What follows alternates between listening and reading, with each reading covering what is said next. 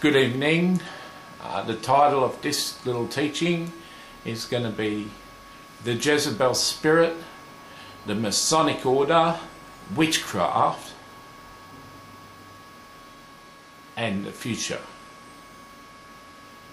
Okay.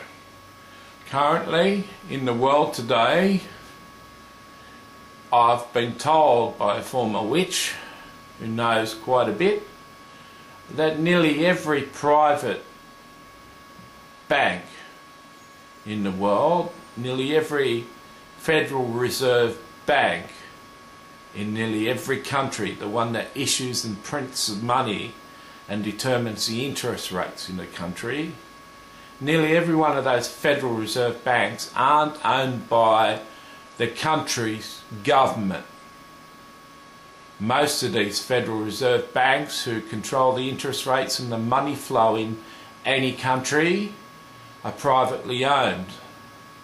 Most of those privately owned Federal Reserve banks who run the economies of each country are owned by a family called the Rothschilds.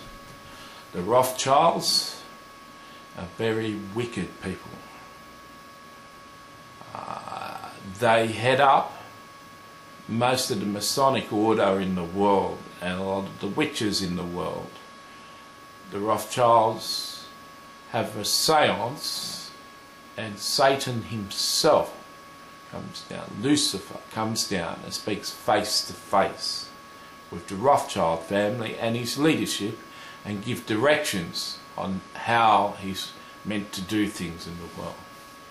The stock market crash, the world crash, the economy crashing all around the world, these manipulated crashes brought on by Federal Reserve banks, lendings, interest rates, contractions in the lending in countries. The Masons, some people are into the Masons. Some people know a lot about the Masonic order. There may be a lot of Masons watching this. The Masons are encouraged to practice a faith, and they can serve any higher God, higher being. They don't discriminate on what faith you have when you join the Masonic order, but they take pledges over their life. May they be disemboweled, may their organs be cut out and scattered to the four winds if they give up the secrets and the practices of the Masonic order. The Masonic order is a closed shop. It's a secret order. Members identify themselves in secret handshakes, secret signs, secret ways, so that other Masons can know what's happening. Okay, Masons and witchcraft, their ceremonies are like really identical, they're really closely tied. Now a lot of witches in the world are just beautiful people who want a bit of power to be able to do things, have control over their life. A lot of people enter witchcraft because of Harry Potter and innocent films about witches, Sabrina the Teenage Witch, and all sorts of things, and they want to practice a craft. They want to have real power, signs and wonders. They want to be able to do what the Christians would call miracles. Witches can leave their body and travel anywhere in the world and look in a spiritual form like a ghost and then come back to their body. A witch can teleport, basically translate in the Bible it's called, go from one place to another in their whole body. A witch can go from one place in the city to another place in the city in 2 seconds. They can go to another country in 5 seconds. Witches can do a lot of things. Witches and Masons work together in collusion with each other. Masons can astral travel. I've had 10 Masons come into my house and threaten me. Sure, I'm going to have a few more after this DVD. I've had witches astral travel into my house and threaten me. I'm not afraid so much. Jesus is my Saviour. The Masons have infiltrated every level of government. every level of law and order, judges, lawyers, politicians, police, government officials, nearly every government leader, nearly every president and leader of every country on either side of politics are Masons, most often. Have I got a lot against the Masons? They're appointed by God. God allows the Masonic order. Masonic order agenda in this world for the future is a one world government. Scripturally, the Antichrist and the beast, called the beast and the Antichrist, that the Christians talk about, the coming one world leader who will say he's God, who will say he's the Messiah, will say he's the answer to peace in the world. He most often probably will be a witch or a Mason masquerading as a Christian and be elected to run the world. The agenda of the Masonic order and witchcraft in high levels is one world dominion through a one world leader and one of their guys that have been appointed. So in the last days it's going to be a battle between the good side and the bad side. A lot of Christians think they're going to leave this earth before the real bad stuff happens. Most of those Christians haven't been informed right, don't know the scripture well. Most people who teach on the end of the world haven't got any idea.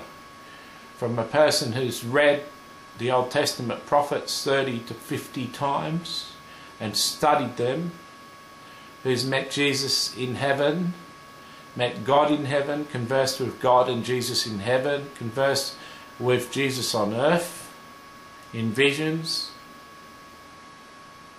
a person who has got a role in the last days, who's been prophesied many times, who's going to affect his own country, Australia, and the nations with the gospel of God and the truth of God.